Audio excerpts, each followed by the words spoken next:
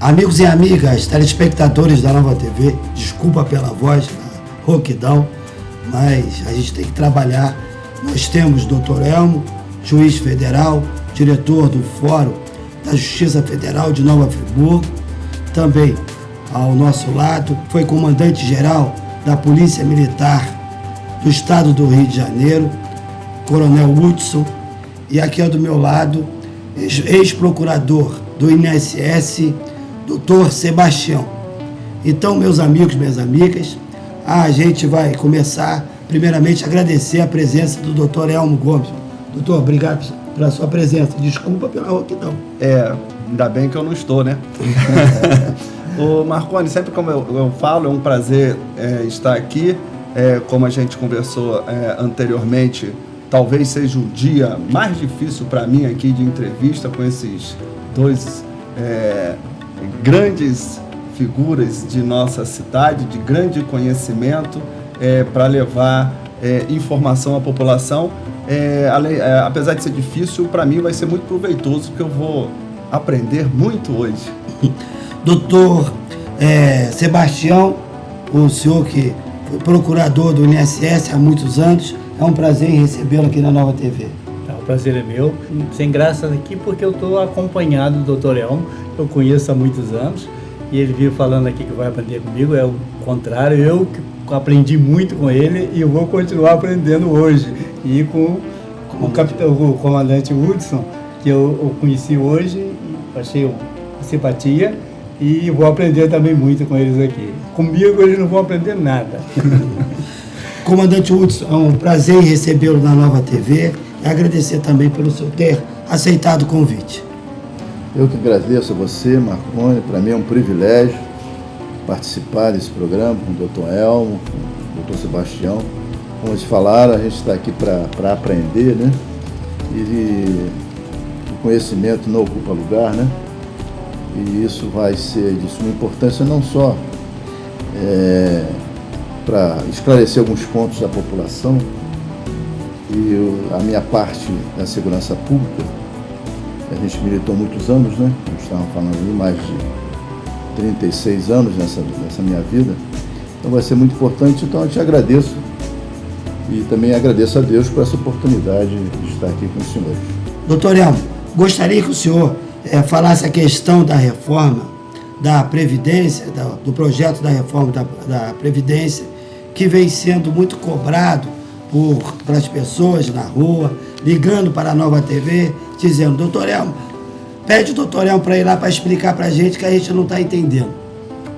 Pois é, Marconi, a reforma da Previdência está aí, ocupa amplo espaço nos noticiários e toma conta da vida de todo mundo, porque isso envolve toda uma população, desde o trabalhador mais jovem até aquele que está quase se aposentando. Isso foi tentado ano passado, aliás, em 2017 já haviam essas tratativas de reforma em normas de previdência. 2018 o governo achou um subterfúgio ali para não colocar isso em votação, até porque sabia que não tinha poder de fogo para aprovar uma reforma. Veio um novo governo, é inevitável isso.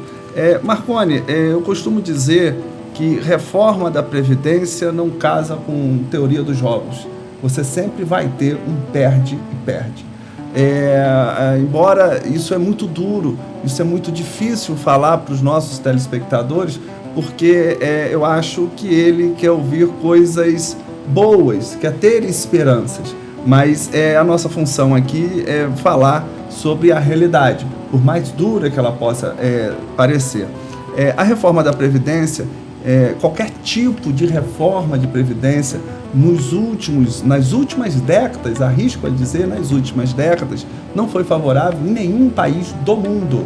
Em nenhum país foi favorável para as pessoas, por inúmeros motivos. Posso aqui dizer apenas dois, muito resumidamente. Primeiro, é que o número de pessoas que ficam a cargo desse sistema previdenciário aumenta a cada dia, ou seja, mais custos. E segundo, uma questão demográfica, ou seja, a população, na sua imensa maioria, vem até mesmo diminuindo a população, números absolutos, ou um crescimento muito baixo.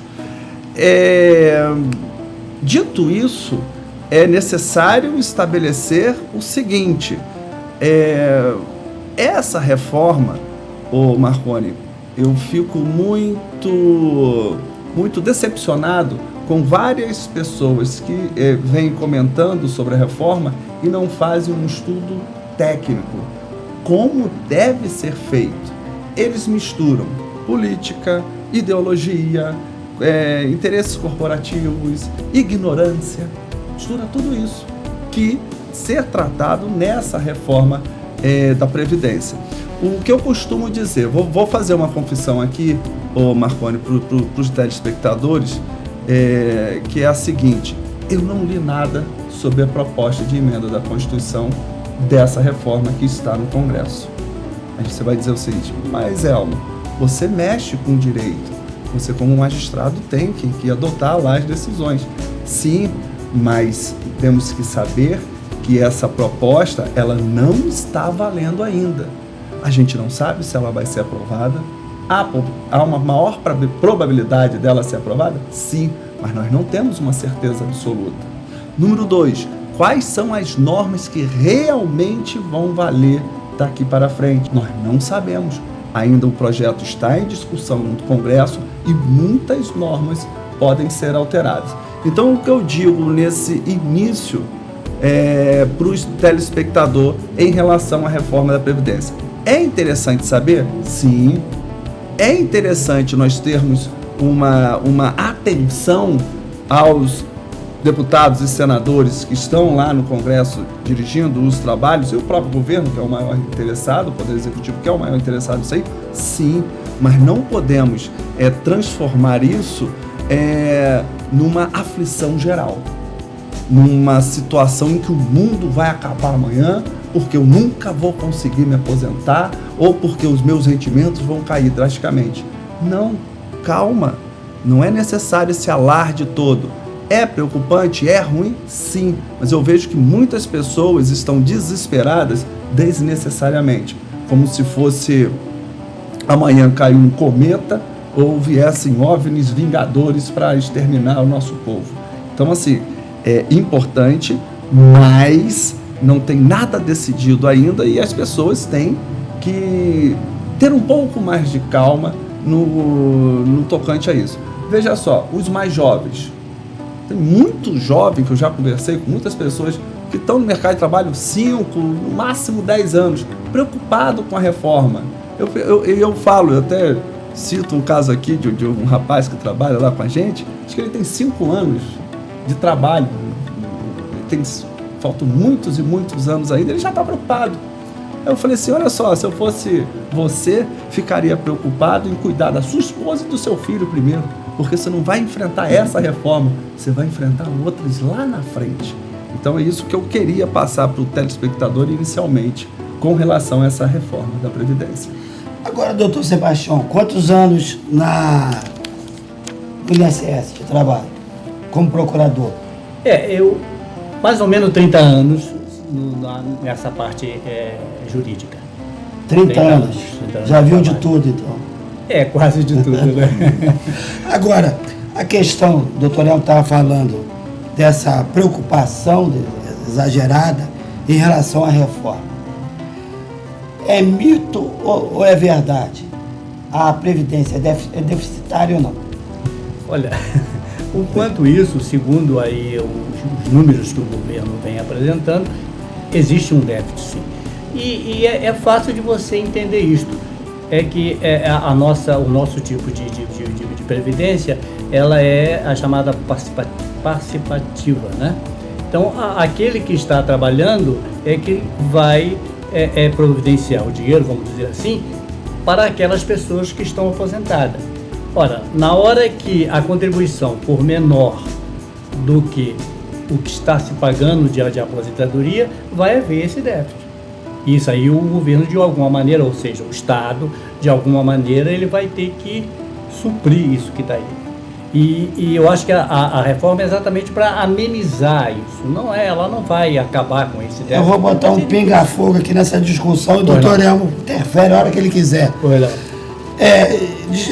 Não se pode criar despesa sem fonte de custeio, né? Como é que se explica o benefício de prestação continuada, o LOAS, a questão do benefício rural, que muitas das vezes, dentro dessa legalidade, não há contribuição, e aí a Previdência tem esse déficit, entre outros. Eu queria que o senhor pudesse explicar e deixar o doutor Elmo aí. Talvez o déficit não seja só com relação a isso aí. Eu acho que a Constituição de 1988, ela engloba como previdência social, saúde, assistência social mesmo, que é o caso do LOAS, né? Ela engloba tudo isso como previdência e, na realidade, teria que haver uma separação. Esse outro, os recursos para os LOAS, né? O rural mesmo, até a contribuição, né? Quer dizer, vejam só, a lei lá ela diz que teria 15 anos de uma transição, e já quem estaria trabalhando na lavoura teria que contribuir. E não houve isso, não houve essa contribuição. Mas se o Estado quer fazer esse tipo de assistência social, teria que ser um outro recurso, e não o recurso da Previdência em si, o dinheiro daqueles que contribuem, que são basicamente os empregados urbanos. Isso causa um déficit. Também causa um déficit. Doutor Marconi, olha só, o melhor comentário que eu já vi até hoje sobre essa questão de déficit ou não da Previdência veio de um economista, do Fernando Ávila, do Leandro Ávila, desculpa, que tem um site na internet. Ele diz o seguinte: olha só, não pense que o governo está preocupado com você, com sua aposentadoria, com seu benefício, ele não está interessado. Ele está interessado em como arrecadar mais ou como perder menos de arrecadação. Ou seja, ele está preocupado com uma questão fiscal. A questão da previdência, de benefício, não importa isso. O que importa é que ele tem que ter o dinheiro para gastar o que ele achar melhor, seja legítimo ou ilegítimo. Eu achei esse comentário perfeito, porque se você for perceber bem, a questão da reforma não se trata de dar melhor benefício ou não para uma pessoa, e sim, nós temos um problema de dinheiro, de caixa. Ou seja, o governo está preocupado com caixa, porque se ele não tivesse essa questão de déficit, ele não estaria nem comentando sobre a reforma da Previdência, ele estaria comentando sobre outra coisa. Eu achei esse comentário muito pertinente. Por quê? O fato de haver déficit ou não, e aí, como eu falei do início do programa, eu já vi alguns comentários que eu reputo como de má fé mesmo, de manipulação de resultado. Estatística é um negócio muito complicado. Estatística é um negócio que você consegue manipular de acordo com os seus interesses. Ou acrescenta alguma coisa ou acrescenta outra. Você vê, por exemplo, se eu falar para você, a Previdência é deficitária em relação ao segurado urbano? Não, não é. Você fecha ali, praticamente, você tem um pequeno superávit ali das contribuições do empregado urbano com os benefícios que esse empregado urbano recebe. Então, você não tem ali um déficit. Aonde é que tem aí vamos passar por um outro lado. Onde tem um grande déficit aí? Na aposentadoria rural. Por quê? Nós temos, sim, uma contribuição que é sobre a produção, comercialização, mas é de difícil fiscalização. Teoricamente, uma receita que ingressaria pouco para o governo. Então, você tem uma receita pequena para um universo muito grande de beneficiários. Ou seja, ali o déficit é muito grande. É uma despesa de 10, 15 vezes em relação às receitas. Outra que o doutor Sebastião colocou, saúde e assistência. Ora, pois, eu não tenho, ninguém, nós aqui, nem o telespectador em casa, ninguém paga imposto de saúde. Não existe isso.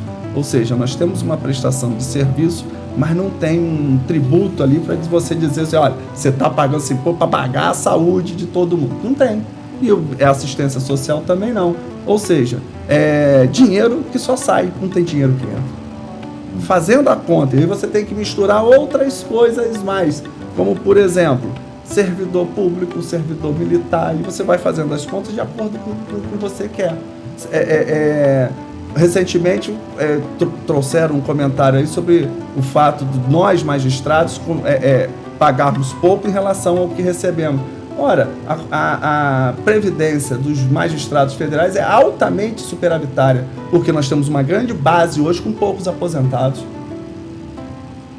Mas nós não nos furtamos, evidentemente, de trabalhar nessa reforma. Por quê? Você tem que trabalhar com números gerais, números absolutos. E aí essa questão de manipulação de estatísticas é que gera você ter, ora, alguém falando que ela é superavitária e ora falando que ela é deficitária. Por isso que você tem tantos, mas porque cada um adota uma metodologia diferente. Eu já falei aqui num programa passado, Marconi, que eu gostei muito de um estudo do Tribunal de Contas da União, que é amplo, geral, pega todos os regimes de previdência. Foi um trabalho muito bom dos técnicos do Tribunal de Contas e se chegou a um resultado ali que tem déficit. E há necessariamente. Você quer ver outra? Desvinculação de receita da União que tem na Constituição. Você pega dinheiro que é utilizado para Previdência, Seguridade e Saúde, mas tem lá na Constituição, não, você pode tirar 30%, 35%, né? Claro, isso não vai sobreviver em nenhum lugar do mundo. Estamos com o Dr. Elmo Gomes de Souza, juiz federal e diretor do Fórum de Nova Friburgo, ex-procurador do INSS, pertence à AGU, a Advocacia Geral da União. Estamos com o ex-comandante-geral da Polícia Militar do Estado do Rio de Janeiro, o Coronel Hudson. Coronel Hudson, mudando um pouquinho de assunto, o senhor estava conversando comigo sobre a polícia comunitária. O senhor estava falando da sua experiência, dos cursos que o senhor fez nos Estados Unidos. Eu queria que o senhor trouxesse ao telespectador a realidade americana em relação ao Estado brasileiro. Desde que foi criado em 2018, que chama de Superministério, Ministério da Justiça e Segurança Pública, é que os índices de violência no país vem caindo, né? Então já nesses 3 primeiros meses, primeiro trimestre desse ano, no Brasil como um todo nós já tivemos uma redução de 25%. No nosso estado não chegou a isso, mas tem uma redução bastante significativa. O que estão questionando é com referência aos confrontos, porque houve um acréscimo de 18% com referência em razão do embate com as ações da Polícia Militar, um aumento de mortes de criminosos, né? Mas eu trouxe um dado interessante. Muitas das vezes se preocupo muito com a violência policial, seja ela civil, militar. Mas vejamos aqui, eu tenho um dado, da Pista News. Isso é para identificar quem fez esse trabalho e realmente conviveu um bom período entre várias facções no Rio de Janeiro. Hoje nós temos 4 facções que têm um domínio total no município do Rio de Janeiro. No estado são 1.300 comunidades, né, com um número maior na capital. Mas essas 4 facções, como está falando, Comando Vermelho, Amigo dos Amigos, Terceiro Comando Puro e os milicianos é que dominam, principalmente na capital, o tráfico de drogas, as coisas todas. Bom, para você ter uma ideia, aqui tem uma análise de 17 comunidades importantes onde o tráfico está presente. Maior o Comando Vermelho, Amigo dos Amigos, no caso da Rocinha, eu conheço bem, né? Já estou muitas vezes lá, Complexo do Alemão e tal. Mas para as pessoas terem uma ideia, nós hoje temos, vivendo nessas 17 comunidades que eu vou dizer daqui a pouco, 2.585 traficantes. É um número significativo. Se nós dividirmos por essas 17 comunidades, nós vamos ter um arsenal forte no Jacarezinho, os armamentos observados e anotados estão utilizando fuzil automático leve, AK-47, fuzil AR, AR-15, M16, Glock, e são armas que não devia estar na mão de ninguém, né? São armas de grande poder de fogo e uso restrito.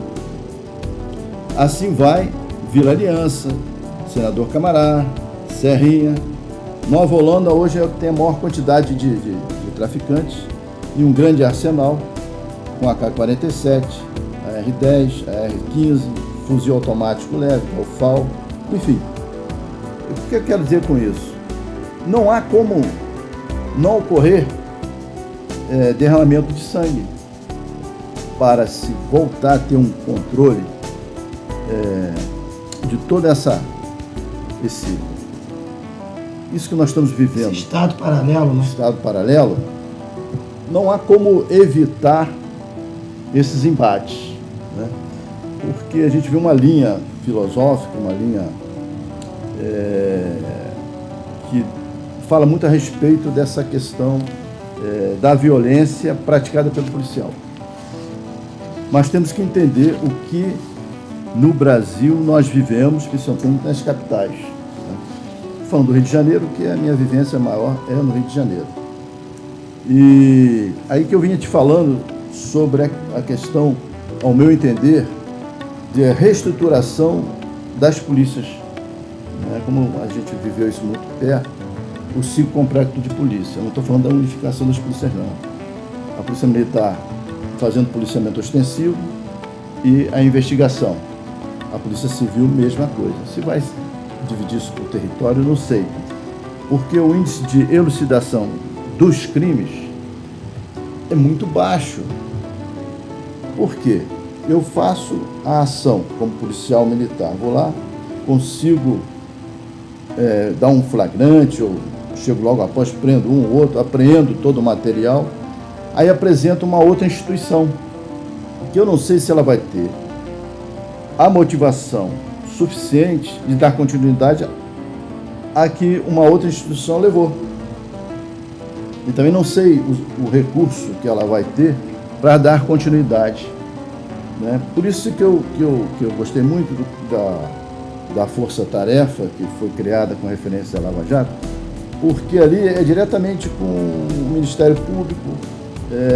Se faltou alguma coisa, vai lá uma ordem de busca e apreensão, uma ordem de prisão, fica tudo muito mais rápido e aumentando essa questão da apuração, a eficiência, a população vai ter uma visão assim de uma sensação maior de segurança, né? Que a segurança não é concreta, ela é sentida, né? E nós trabalhamos praticamente com duas situações, que é ter a capacidade quase que de estar em todo lugar para diminuir a oportunidade da prática criminosa. Isso a gente não vai conseguir,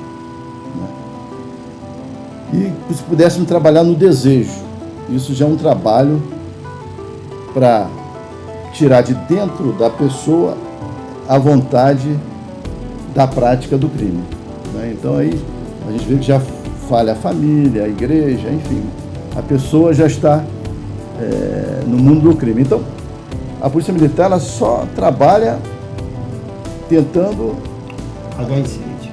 Né? O incêndio já ocorreu. Mas esse incêndio precisa ser apagado, senão a floresta toda pega fogo. Só que esse desejo da prática criminosa, a gente não tem como evitar isso. Na hora que a malha protetora ela tem falha, a pessoa aproveita, o criminoso já tem aquela vontade da prática. E também tem a questão de liberdade, também é um risco. Para eu ter liberdade, eu vou correr um risco. Porque eu também não quero um policial em cada esquina, nem dentro da minha casa, vigiando se tem, ou se vai ter, ou se não vai ter uma violência. Marconi, essa questão de violência eu não sou um especialista, né? Ainda bem, né? Porque os especialistas estão em baixa hoje, né? Mas eu tenho algumas opiniões, Marconi, que, diríamos assim, são minoritárias aí no mundo da mídia. Primeira coisa, e eu faço uma meia-culpa, tá, Coronel Hudson? Número 1, grande parcela de culpa cabe ao judiciário e seus órgãos orbitais ali. Primeira coisa, nós somos muito lenientes, acho isso. O ordenamento, ele é frouxo e o judiciário também é frouxo em muitas situações. Não precisa ir, basta apenas você pegar um noticiário aí que você vai ver uma barbaridade de uma pessoa que já foi presa 10, 15 vezes e continua cometendo crime. Uma pessoa que teve uma saidinha de alguma coisa aí e está lá cometendo crime. Absurdo isso. Eu soube que, através de um colega, ele estava em Portugal. Mas isso é a lei ou é o convencimento do juiz? Os dois. Sinto muito em dizer, posso até estar ferindo alguns colegas, os dois. Nós temos uma legislação frouxa e muitas vezes julgadores que estão permeados aí, às vezes, por até ideologia. É isso que tem que ser dito. Agora... Mas é um ativismo do judiciário? O ativismo não é um tipo de ideologia? Pois é, né? Mas o que eu queria complementar, o Marconi, além disso, como eu estava falando, um dos colegas estava em Portugal, que é a nossa nação gêmea aí, e ele estava falando da questão do encarcerado receber visita íntima. Eles riram lá da gente. Parece que isso não é uma figura que exista lá. Nem visita íntima existe. É aquilo que eu sempre falo. Nós não podemos maltratar o preso. O telespectador nunca vai ver eu falando e defendendo isso. Nunca devemos ter questões de violência praticadas por agentes do Estado dentro da cadeia. Agora, o preso, ele tem que ser considerado como um preso. É um castigo. Um castigo. Tem que ser dito isso. E ficam com essas questões de ressocialização, de reeducação, de desencarceramento. A prisão é algo punitivo. E por isso, por conta dessas questões, muitas das vezes o policial fica desmotivado. Para que ele vai destranchar um trabalho danado? E ele vai ver que daqui a pouco... Mas às vezes também acontece com o juiz. Ele prende, o tribunal vai lá e solta. Eu estou dizendo um judiciário como um todo. Até porque, Marconi, já falei isso em outros programas, sei que corro riscos em dizer isso, nós temos hoje 2 judiciários completamente distintos. Um judiciário de cúpula e um judiciário de base. São totalmente distintos um do outro. Não precisa eu dizer, o telespectador está cansado de assistir algumas decisões que ele não compreende, ele não consegue compreender, nem eu consigo compreender. A cada dia mais eu dou aula em alguns cursos, fica difícil eu explicar algumas situações, porque nem eu entendo. São decisões baseadas ao sabor do vento. Eu não preciso dizer muito da prisão de segunda instância, que nós estamos desde 2015, 2016 discutindo isso. E nós sabemos muito bem onde se quer chegar. Ou quem quer se promover ou despromover. Agora, um judiciário de um país não pode ficar 3, 4, 5 anos decidindo uma única coisa. E ainda que se decida, que se siga o caminho, isso não gera, talvez, um efeito direto, porque a gente gosta muito de culpar também quem está lá na linha de frente. É muito fácil. Até porque é muito fácil culpar quem está na linha de frente. Mas eu tenho sérias dúvidas se também essas questões que estamos por trás aí envolvidas também não contribuem para isso. Hoje, por exemplo, são o que eu digo, denominados esqueletos que se criam. Se, por exemplo, hoje a prisão em segunda instância cair, quantos criminosos vão ser soltos hoje? Criminosos perigosos. Aquela questão de preso hoje que rouba alguma coisa. São exceções excepcionalíssimas. Desde 1995 não se põe gente na cadeia com menos de 4 anos de prisão. Esse discurso falacioso de desencarceramento. E veja, muita gente de poder, que está no poder, fala da questão de desencarceramento, que é uma maior bobagem existente em relação... A gente até tem números absolutos de presidiários, mas em números relativos, ou seja, você tomando em consideração a população, a gente cai lá para trás, o 20º, 30º. E a desconsiderar também, o telespectador vai concordar comigo, que a bandidagem está assanhada hoje. Você não consegue no Rio de Janeiro andar com tranquilidade. Não consegue. Estamos com o Dr. Elmo Gomes, juiz federal, diretor da Justiça Federal, ex-comandante da Polícia Militar do Estado do Rio de Janeiro, Coronel Hudson, ex-procurador do INSS, da AGU, a Advocacia Geral da União, Dr. Sebastião. A gente vai para um intervalo, já voltaremos. Voltamos do nosso intervalo, estamos com o juiz federal, Dr. Elmo Gomes, juiz e diretor da Justiça Federal de Nova Friburgo, ex-comandante geral da Polícia Militar, Coronel Hudson, e também o procurador, Dr. Sebastião, membro da Advocacia Geral da União e ex-procurador do INSS. Doutor Sebastião, queria que o senhor desse uma pincelada a respeito do projeto da reforma da Previdência. Olha, pelo que eu li, na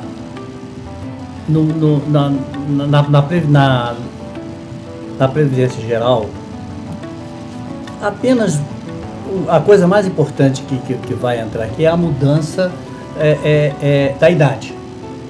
O resto não tem grandes mudanças, não. E essa mudança de idade, eu acho que ela também não é algo assim da gente ficar aí preocupado, como o doutor Elmo disse aí, de que a coisa vai... Porque apenas vai passar hoje não existe. Hoje como funciona hoje a aposentadoria pelo regime geral? Aposentadoria por tempo de contribuição com incidência do fator previdenciário. O que é isso? Você, quando terá que ter homem 35 anos de contribuição e mulher 30. Mas se ele tiver uma idade, vamos supor, o homem, 35 anos de contribuição, tem 50 anos de idade. Se ele pedir essa aposentadoria, ele vai ter um fator que vai haver um desconto no que ele vai receber. E a mulher também é a mesma coisa. Ela teria que ter os 30 anos, mas se ela tiver 45, ela vai sofrer também esse desconto no provento dele, né? Nos proventos. Depois tem a aposentadoria por tempo de contribuição com a fórmula que agora ela é 86 e 96. 86 para mulher e 96 para homem. O que quer dizer? A pessoa vai aposentar integral, a mulher teria que ter. Então a mulher teria que ter 56 anos e mais 30 anos de contribuição. Ela se aposentaria com o valor integral. Esse valor integral, somando os dois, daria, no caso, 86, a média de 86. E o fator 96, que seria para homem. Então ele teria que ter 35 de contribuição e 61 de idade. Essa é a regra que está funcionando hoje. E depois vem a aposentadoria por idade, que aí ela é proporcional, né? Tem que ter no mínimo 15 anos de contribuição. E vem a aposentadoria por tempo de contribuição com cálculo proporcional, que é esse caso aí, né? Aqui tempo de contribuição com cálculo proporcional. Que é mais ou menos no fator previdenciário, entraria o fator previdenciário aí. Depois por invalidez ou por ambiente perigoso ou insalubre. Bom, pela reforma, essa idade passaria, então, de 65 chegaria a 67 e aumentando aí um ponto por cada ano, tá? Para homem, né? E 62 para mulher. Começaria com 60, né? E seria 62 para mulher. Isso aí, eu acho que a maioria dos países do mundo que tem uma previdência como a nossa adotou esse sistema. 67 anos e mais 35 de tempo, e a mulher 30 e mais o 62. Doutor Elmo, em relação à expectativa de vida, em relação ao aumento de contribuição, aumento de idade, valeria a pena ainda acreditar na Previdência Pública? Marconi, isso é uma pergunta complicada, isso é uma pergunta de futurologia. Eu não estudei cartas, tarô e cursos, então fica meio difícil. Mas, tirando a brincadeira, eu devolveria com uma pergunta. Me diga um único tema, uma única área em que você confia no governo. Vai ficar difícil responder. E aí, a Previdência fica com o próprio governo. Então, assim, é uma temeridade. O que acontece? Eu costumo dizer que a Previdência, eu acho que até o vice-presidente já falou isso, mas eu acho que ele copiou de mim. É uma pirâmide. É uma grande pirâmide financeira em que ela vai ao longo do tempo ali se reorganizando, entendeu? É o que tenta se fazer agora. Ela é uma pirâmide que ela não está muito bem estruturada e devem fazer uma outra reforma para tentar ter uma sobrevida maior. Veja só, ô Marconi, isso tem a ver, por que possa parecer, eu vou estabelecer a relação, isso tem a ver com a educação. Sempre a mesma educação. Aliás, na América Latina, me parece que ele se encontra num dos últimos lugares onde a população tem a menor captação de poupança. Ele não consegue, o brasileiro, ele não consegue ter uma taxa de poupança, de poupar, de ter uma reserva financeira para o futuro. E veja, eu não estou falando de comparação, fazendo comparações entre Brasil e países ricos. Eu estou fazendo comparação do Brasil com outros países da América Latina aqui. Ou seja, os países, alguns deles até mais pobres que o próprio Brasil. Não temos essa cultura. E veja, tanto que se reorganizou a matéria curricular do ensino no Brasil, duas coisas, uma existia, tiraram, não voltou, e a outra nunca existiu, nem se fala nisso, que é a Organização Social Política Brasileira, que é o SPB, que tinha e ficou meio que vinculado a uma questão ditatorial, que nada mais é que uma introdução ao estudo do direito. Você pegar os livros antigos de OSPB, ensinavam direito a gente na escola, quando a gente era criança. E não se fala isso. Se fala em outras questões que não ajudam em nada a vida da pessoa. E a outra é a educação financeira. As pessoas não sabem sequer somar, não sabem o que são juros, não sabem o que é taxa de desconto e fazem operações complexas numa instituição bancária. Ou seja, ela não tem a mínima noção do que está acontecendo. Ela não sabe ao certo somar o que é juros, como calcular, e são operações simples.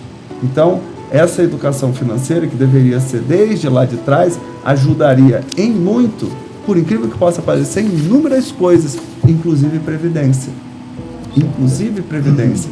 Agora, a gente pode até fazer todas as críticas, e eu acho que algumas delas muito pertinentes. Vai entregar na mão dos bancos essa previdência? Olha, melhor do que entregar para o posto de gasolina. Eu acho que o posto de gasolina não sabe lidar com dinheiro, muito menos o governo. Agora, se nós temos planos instituídos pelos bancos que são vantajosos para eles, aí sim a gente vai criticar. Onde é que está o erro? Onde é que eles ganham dinheiro? É bom ou não é para o trabalhar? O risco é maior ou o risco é menor? Isso a gente vai discutir. Então, a questão de ser e confiar e dar o dinheiro para o futuro da Previdência é essa questão aí que o doutor Sebastião falou. Eles sempre vão impor mais limites, que é para sobrar mais dinheiro no governo, impondo idade, impondo alguns empecilhos para que a pessoa ou se aposente, para que a pessoa se aposente mais tarde, ou para que a pessoa receba menos se aposentar antes. Doutor Sebastião, diante da fala do doutor Elmo, como é que você vê essa reforma da Previdência? É positiva ou não?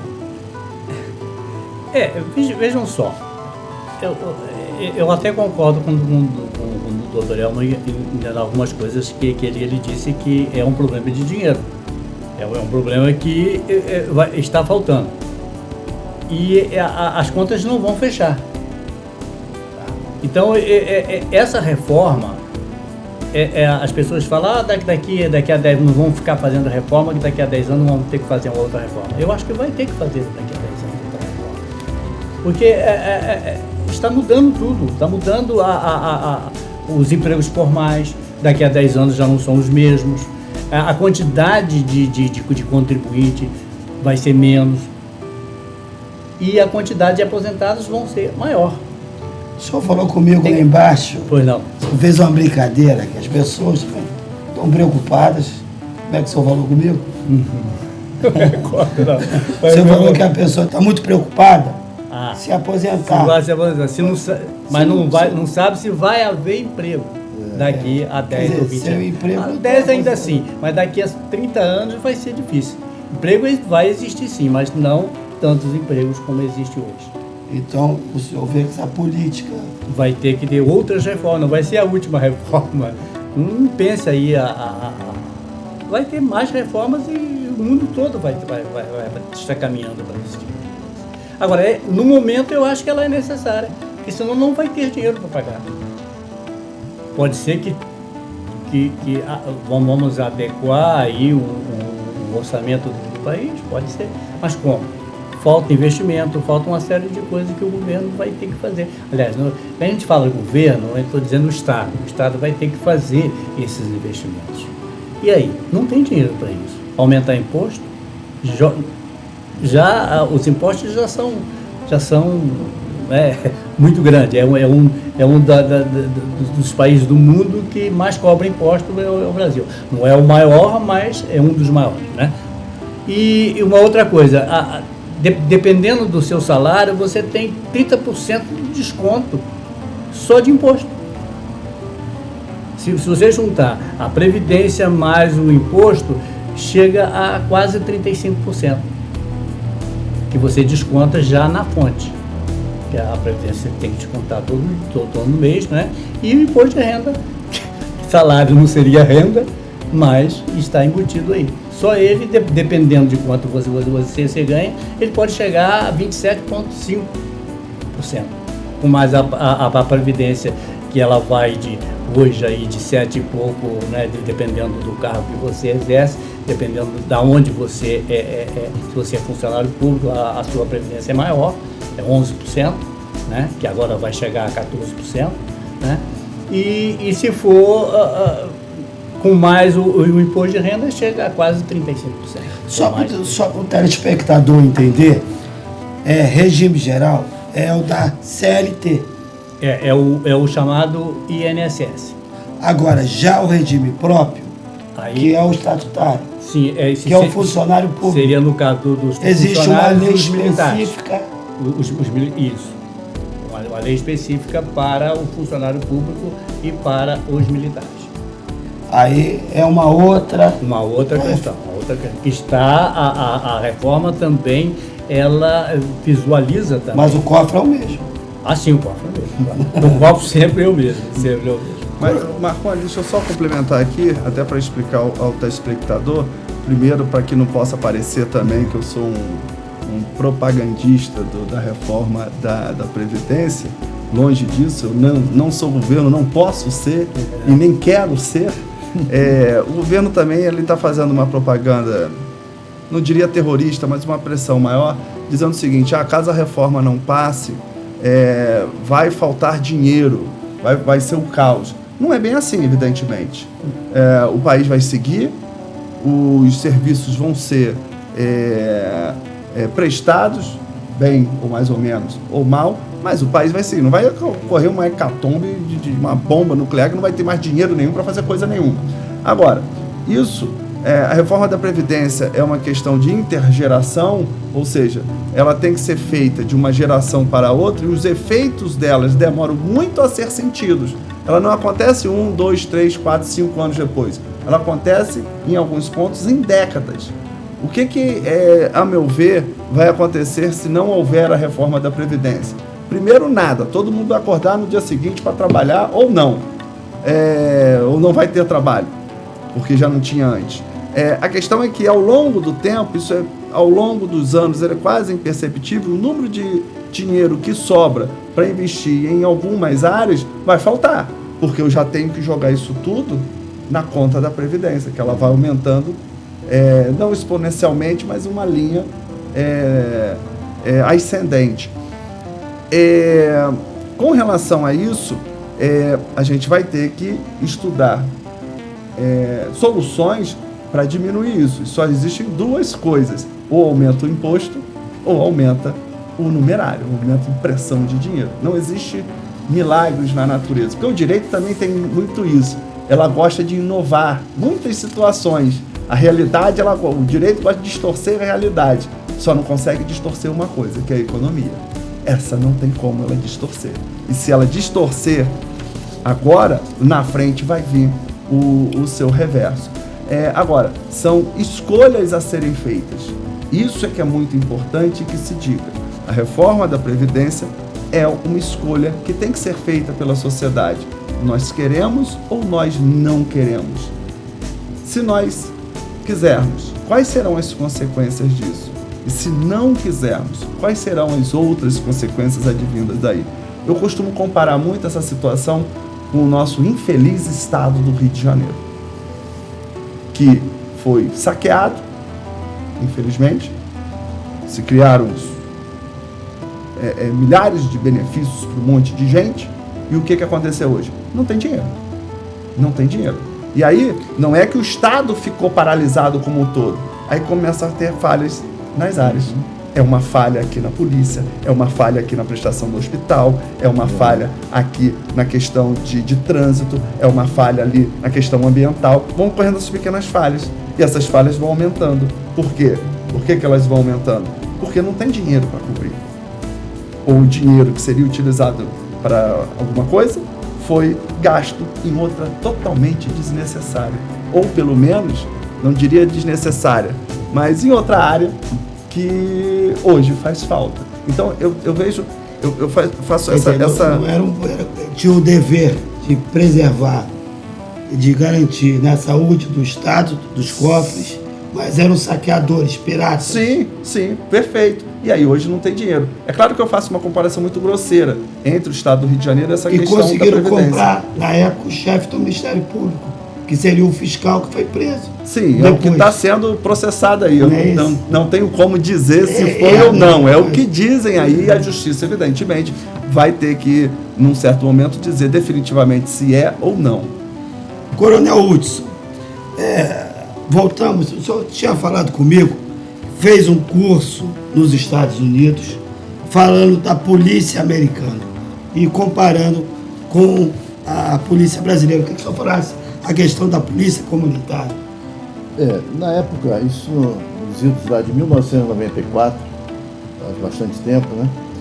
Quando lá em Nova York lançaram aquela teoria da janela quebrada, que tem que se dar atenção a todo tipo de delito, do pequeno ao maior, né?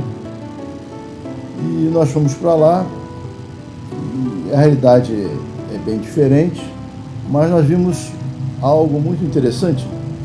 Houve um problema numa da estação de metrô, bem ali no centro, na Broadway, e estavam praticando muito furto na estação.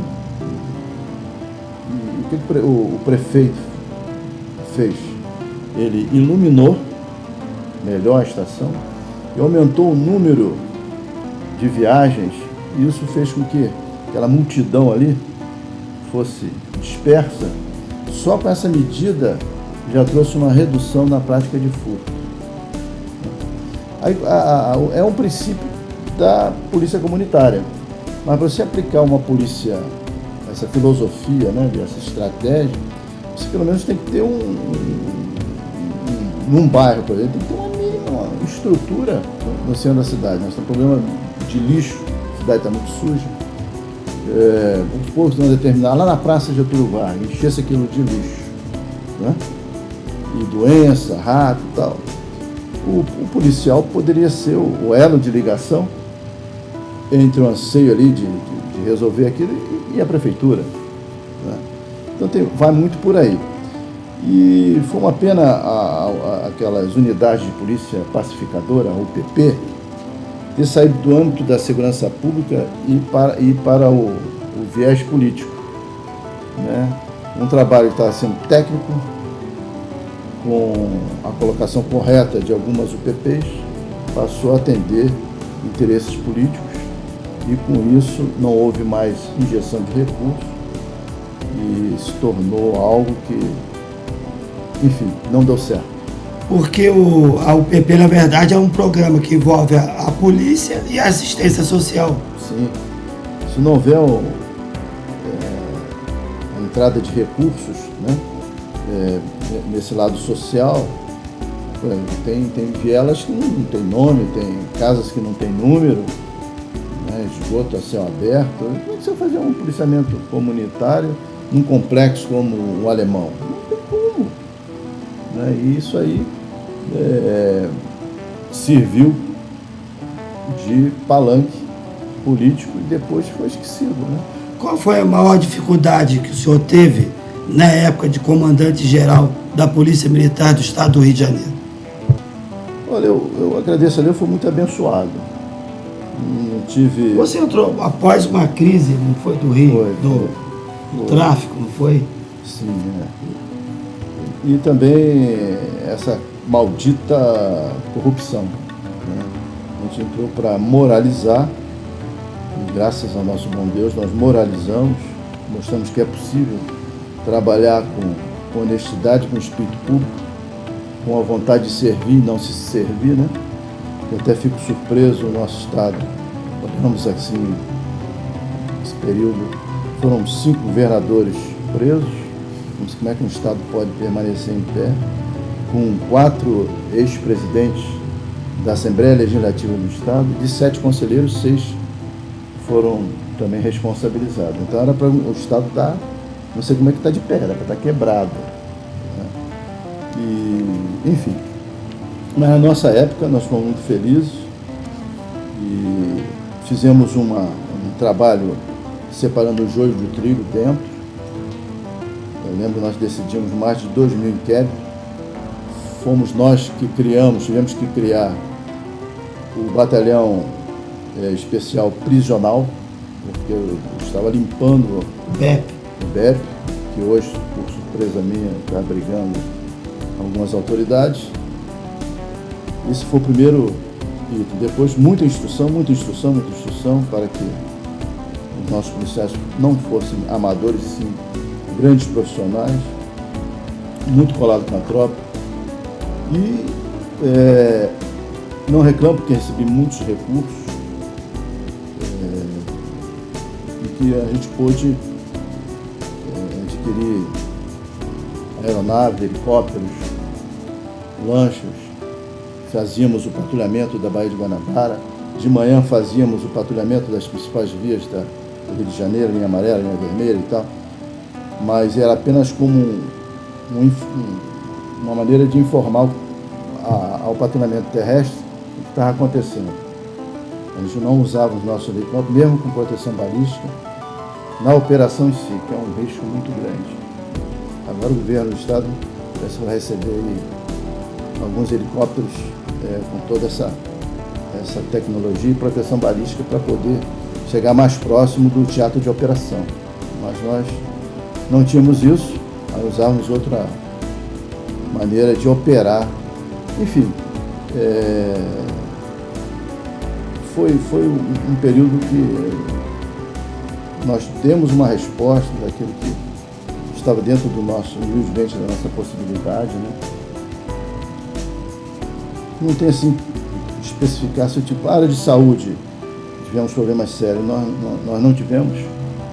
Nós dobrávamos o valor do investimento na saúde, tanto é que a gente trocou todos os elevadores dos hospitais, toda a parte da lavanderia, com mais de 10 caldeiras daqui, era tudo novo. Não tinha o setor de mamografia, nós criamos. Não tinha o setor de oftalmologia, nós criamos. Isso na Polícia Militar. Isso na Polícia Militar. Foi muito desgastante, mas ao mesmo tempo gratificante. Agora, se eu vou pedir ao doutor Elmo, o coronel Hudson, depois ele completa. Por exemplo, você expulsa um policial da Polícia Militar, por exemplo. Esse policial, ele sai desempregado, mas com todo o ensinamento de ser um combatente. Até que ponto entregar expulsar sem direito a nada, lógico, de acordo com o crime, esse cara amanhã ser cooptado por crime? Veja só, Marconi, se costuma muito dizer que o crime está ligado à pobreza e desemprego. Mentira. Mentira. Isso é mentira. Isso não tem nada a ver. Pode até ter uma pequeníssima parcela de contribuição, mas não é o preponderante. Se for assim, eu estou legando a um estado pobre, por exemplo, o Piauí, que tem o maior número. Eu teria que dizer também que lá no Piauí, Maranhão, por exemplo, que também é um estado bem pobre em relação aos demais, que ampla maioria da população é marginal. Porque lá não tem emprego, porque lá as pessoas são pobres. Agora, garanto para você, esse teu exemplo hipotético do policial que foi expulso por qualquer motivo, não vem aqui ao caso, se ele tiver empregado ou desempregado com caráter, que ele tenha caráter, ele não vai se envolver e nem vai ser cooptado pelo tráfico ou por organização criminosa, independentemente disso. Se fosse assim, não teríamos tantos presos hoje de colarinho branco. Eles têm emprego, eles são pessoas de posses e ainda assim delinquiram. A questão não está aí, a meu ver. A questão está num rigor que tem que ser apresentado à população. Nós tivemos, por exemplo, eu estava conversando esses dias, um crime grave aí com alguns colegas, não sei o que, a pena vai ser de 12 anos. Eu falei, que beleza! Em 2 anos ele já está livre. 1/6 da pena, ele já conseguiu a progressão. Que beleza, 12 anos! Que já é um crime para os nossos critérios aqui, elevadíssimos. E aí, lhe pergunto, houve uma sanção alto? Não houve. E aí você vai até para uma questão de economia do crime. O que é melhor para ele? Ele visualiza ali. É melhor eu ir ali pro tráfico, já tenho um know-how ali, tal, ou vou pro outro lado? Isso é uma questão que passa por vantagens a serem analisadas pelo sujeito, mas principalmente de caráter. Principalmente de caráter. O fato de ele ser... A gente, é claro, sua pergunta envolveu o policial, que foi expulso. Mas isso cabe a qualquer um. Então quer dizer que toda a população do Floresta, do Alto de Olaria, é marginal? Não tem sentido nenhum. E aí vem um monte de teorias, um monte de personagens em dizer isso.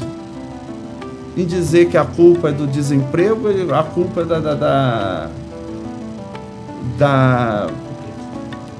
de ele não ter posses, de não ter cultura, de ser uma pessoa sem instrução. Isso não quer dizer absolutamente nada. Isso é que tem que ser dito para que as pessoas tenho consciência de que são coisas que sempre foram ditas para a gente. Isso não é de hoje, sempre foi dito isso para a gente, mas que você vê numa análise mais real, não tem nenhuma relação uma coisa com a outra. É até discriminatório, desculpa dizer, eu falar que a criminalidade se dá por conta de falta de educação, de emprego ou de posses. É até discriminatório isso, que eles mesmos falam sem saber até que estão sendo discriminando essa população. A gente vai para um breve intervalo, já voltaremos com o Dr. Elmo Gomes, juiz federal, diretor da Justiça Federal de Nova Friburgo, ex-comandante-geral da Polícia Militar do Estado do Rio, Coronel Hudson, e também um membro procurador do INSS e membro da AGU, a Advocacia Geral da União, Dr. Sebastião. Já voltaremos.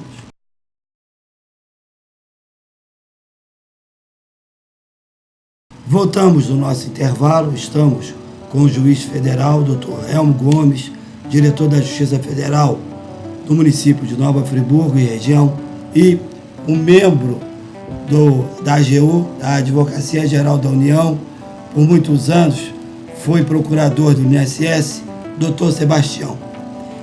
No intervalo, o juiz federal, Dr. Elmo, ele solicitou a realizar uma pergunta, uma indagação ao ex-comandante-geral da Polícia Militar, Coronel Hudson.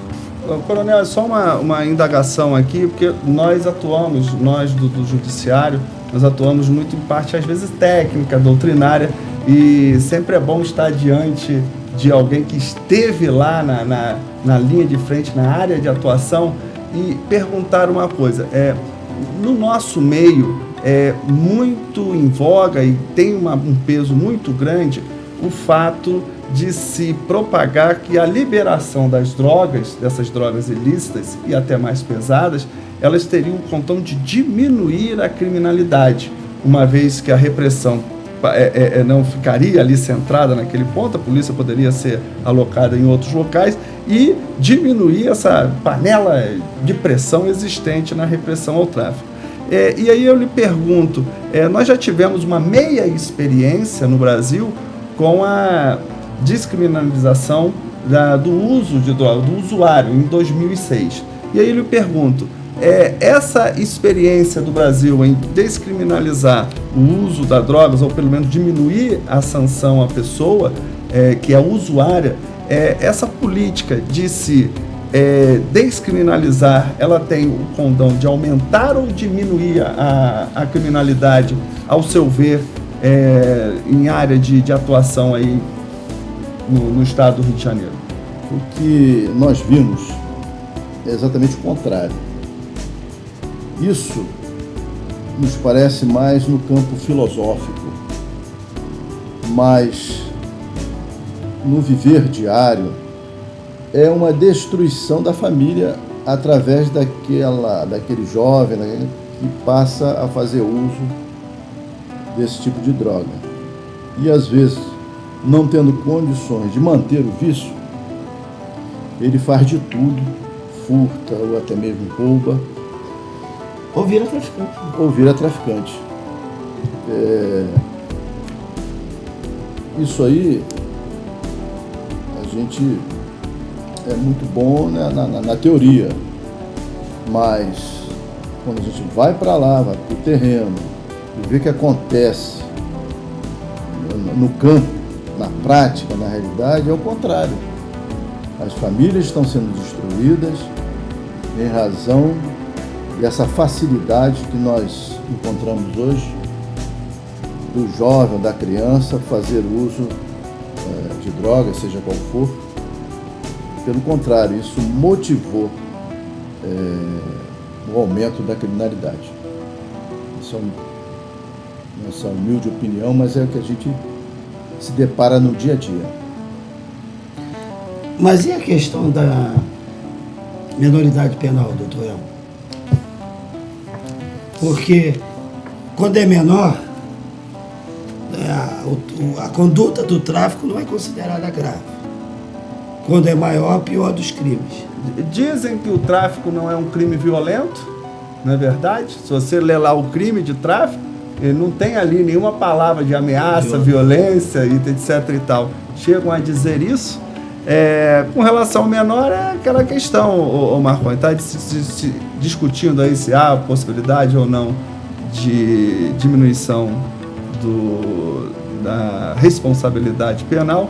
Agora, parece que a gente já tem suficientemente exemplos de que isso talvez seja muito necessário. Recentemente, ficou decidido que agora as mulheres grávidas não podem permanecer presas. E aí o tráfico, evidentemente, vai se valer dessas pessoas. É claro, é muito lógico isso. Então, é mais uma medida que entendo toda a situação. Marconi, não é que eu queira o desprestígio ou o que de mais de ruim às pessoas grávidas. Mas vejam, é uma pessoa criminosa. E sendo criminosa, não interessa se ela é nova, se ela é velha, se ela é negra, se ela é branca, se ela é grávida ou se não é, se é lésbica, se é gay. Não interessa isso. E ela tem que ter um tratamento como presa. Então, essas figuras que ficam filosoficamente falando aí, como o Coronel Whitson falou, mas isso a gente tem que proteger. Não protege. Ao contrário, isso motiva a utilização racional pela criminalidade dessas figuras, porque eles sabem que não vão acontecer absolutamente nada. Então, veja, hoje eu recebo no celular imagens de menores de 9, 10 anos manipulando fuzil. Como é que a gente vai fazer nesse caso?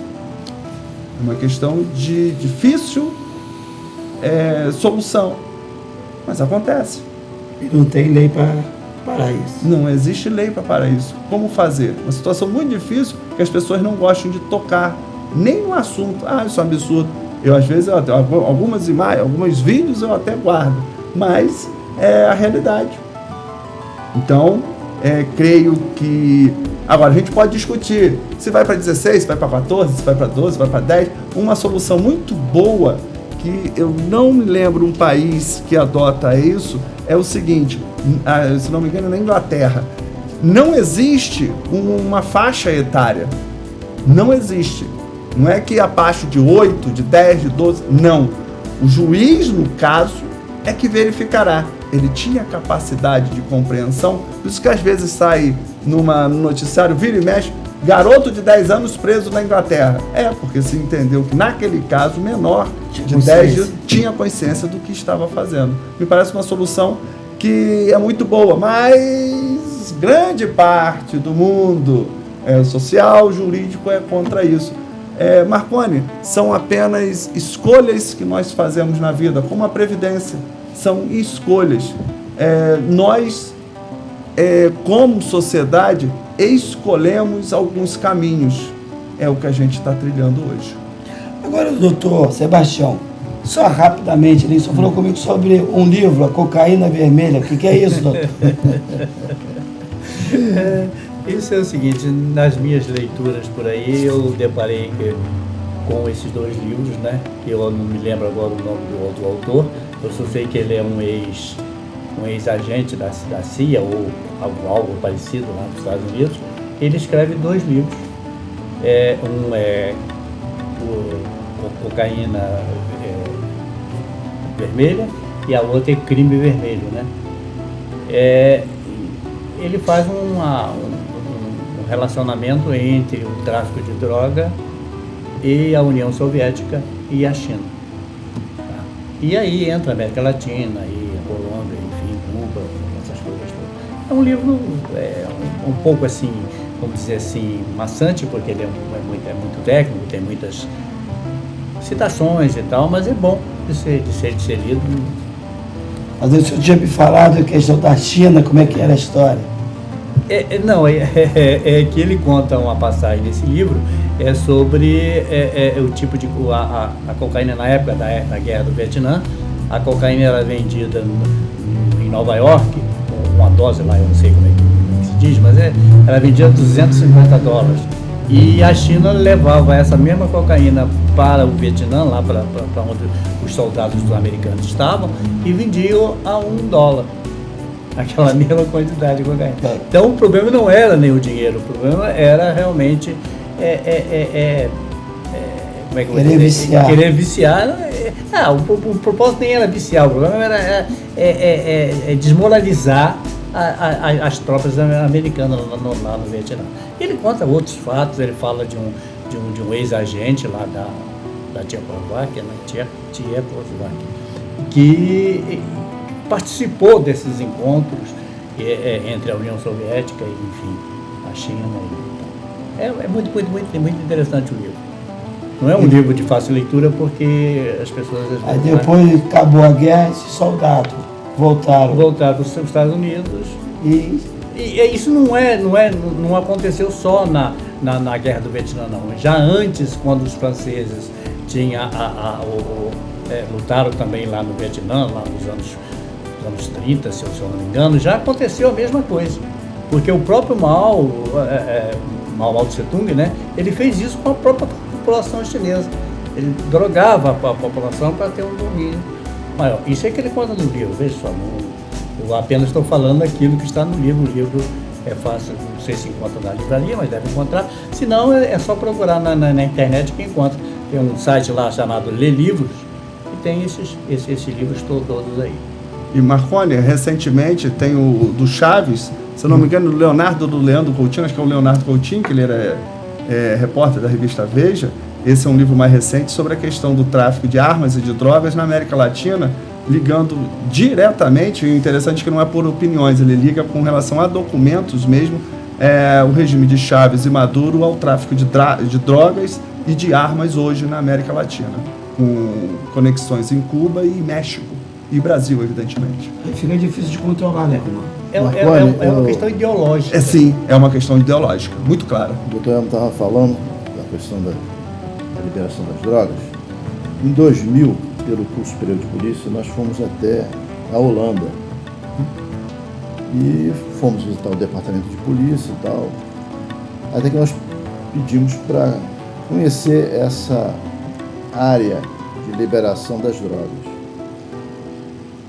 E para a nossa cultura é algo muito chocante, que nós vimos não só o tráfico de drogas, mas vimos prostituição, as ruas compridas, as vitrines de mulheres, né, pareciam os homens de verdadeiras bestas atrás da caça, e também muita bebida e brigas, até que nós fomos ao departamento de polícia, um departamento que ficava lá dentro, e chegou uma pessoa presa porque tinha agredido lá, e ficou lá. Só que ele, devido à falta da droga, ele ficou com aquela síndrome de abstinência, e o próprio departamento tinha um médico para cuidar desse tipo de situação. E próximo, um ônibus enorme, uma equipe médica. O que nós vimos lá é exatamente a degradação da família, ao enfraquecimento de uma nação. Isso é proposital. E as nações vizinhas já reclamando porque a Holanda tornou-se a porta de entrada das drogas para a Europa, né? E nós vemos por trás disso todo um sistema para enfraquecimento de uma nação, de um Estado, para que haja um domínio com muito mais facilidade e manipular. Isso está sendo muito ruim aqui para a nossa juventude, né? Porque quando a gente fala no jovem, a gente pensa no futuro do país. A gente vai construir o quê? Uma juventude viciada. Essa é a sua visão também, doutor? Perfeito, é a minha visão. Inclusive, parece-me que o Uruguai está enfrentando alguns problemas recentemente por conta dessa liberação que foi promovida lá. Diz que o índice de violência aumentou. Não só homicídio, que me parece de violência. Eu não tenho dados mais recentes do Uruguai, mas é o que tenho enxergado aos ouvidos. Também, doutor? Também concordo. Concordo. E voltando aí, é uma questão de ideologia. Se nós olharmos para o Uruguai, Sim. né? Sim, e sim. O caso Tá tudo relacionado. O caso da Holanda que o comandante falou aí, realmente a Holanda fica no coração da Europa, no centro da Europa. É face da distribuição ali nos outros países que tem uma cultura diferente e até, vamos dizer assim, uma moralidade diferente. Mas o telespectador em casa deve estar pensando também. Por exemplo, Friburgo. O poder público não tem uma clínica de recuperação de viciados. Sim, Marconi, a gente até tem dificuldade lá nos processos de auxílio-doença, as pessoas às vezes pedem ajuda e a gente fica sem norte, porque aqui na cidade não existe um estabelecimento hospitalar ou clínico para atendimento dessas pessoas. Agora, veja só, Marconi, a gente ficou falando em tantos lugares, né? Uruguai, Holanda, Venezuela, Cuba, China, Vietnã e tal, e se esqueceu da nossa cidade. Né? Eu fico muito triste, Marconi. Eu vim para cá em 2003, são quase 20 anos. Vamos botar um pouquinho mais? 30 anos atrás, como era diferente a cidade aqui. Era muito diferente. E você vê que hoje, e veja, eu não estou querendo culpar nenhum governo nem nada, estou só demonstrando uma corrosão social. Hoje é difícil você andar em alguns lugares no centro da cidade. No centro. Por conta de quê? Tudo envolvendo drogas. Tudo. Eu não estou falando de assalto a banco, estupro. Estupro até tem, mas também tudo. A gente até tem alguns outros crimes ali que não tem a ver, roubo, furto, estupro. Mas tudo ele acaba campeando, chegando ao final, drogas. E aí não entra na minha cabeça como é que pessoas que moram em nosso país, não só em Friburgo, mas em outros municípios, que a degradação ela é generalizada, que entende que a liberação de droga vai melhorar a vida da sociedade, quando a gente vê exatamente o contrário. Isso, para mim, a olhos vistos. Isso na nossa cidade. E quem é morador antigo aqui sabe muito bem disso. Em que antes não existia, sempre existe, mas de forma muito setorizada ou menor. Hoje não, é algo que vai se expandindo, e pior, a gente acha que tudo normal, está tudo legal, que nada pode ser feito. Quero agradecer ao Dr. Elmo, ao Coronel Hudson, ao Dr. Sebastião, e vou começar pelo Dr. Sebastião para que ele possa realizar a sua despedida e a gente já faz novo convite. A gente vai marcar uma nova data para continuar esse debate. Eu agradeço ao Marconi, amigo aí de longa data, né? E estou aí à disposição para a gente debater. Vamos esperar que a reforma passe ou não, para a gente então discutir ela mais. Porque agora não adianta a gente falar muito dela, porque ainda vai depender do que o Congresso vai fazer a respeito. E aí depois a gente pode entrar em considerações maior acerca de se vai ser boa ou não. E isso aí só o futuro é que vai dizer isso. Eu que agradeço pelo convite e estou à disposição. Obrigado. Agradeço a companhia do Dr. Elmo também, do comandante Hudson, que eu o conheci hoje. E então, e agradeço a você, estou à disposição. A gente que agradece. Comandante Hudson, a sua despedida. Bom, em primeiro lugar, eu gostaria de agradecer a Deus por essa oportunidade de estar com os senhores aqui, a você, por esse chamamento, né? Ao Dr. Elmo, ao Dr. Sebastião, e deixar um recado para aqueles que nos assistem, que não percam a esperança. A esperança é o alimento da nossa alma. E que não se deixe paralisar pelo medo. Vença. Vamos acreditar num país melhor. Vamos ter amor e respeito pelo próximo. E também faço convite para você retornar aqui para a gente continuar o debate. Muito obrigado. Doutor Elmo, deixar para o final para o senhor fazer a sua despedida e desde já agradecer por o senhor ter atendido mais uma vez o nosso convite. Sim, ainda bem que é o final que é o mais curto, né? Queria agradecer o convite mais uma vez. Ao mesmo tempo, como o doutor Sebastião falou, fico aqui à disposição para quando a reforma passar ou ser rejeitada, voltar aqui para falar com o telespectador para esclarecer algo mais. Foi muito bom ter trocado experiências com o Coronel Hudson, é sempre bom trocar experiências com quem está lá no campo minado, como diríamos aí.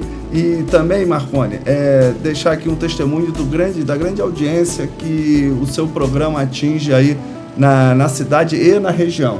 É incrível que quando eu gravo o programa, a pessoa fala na rua, te vi lá na televisão, Elmo, não sei o quê, e deixar também um abraço, 2 fãs sua, que é a Lúcia e a Eliana, que sempre estão assistindo aí o seu programa meio-dia, 3 horas da manhã. Eu até pergunto, vocês não dormem não, mulheres? Aí,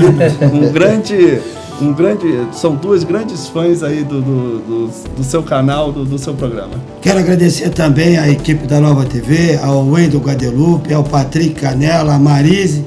Também agradecer à esposa do Dr. Elmo, a Maísa, que ficou até agora com a gente aqui, acompanhando toda a gravação e também assessorando a todos nós. Lembramos ao telespectador que esse programa será reprisado diariamente na programação da Nova TV. Nova TV, nossa força, nossa voz.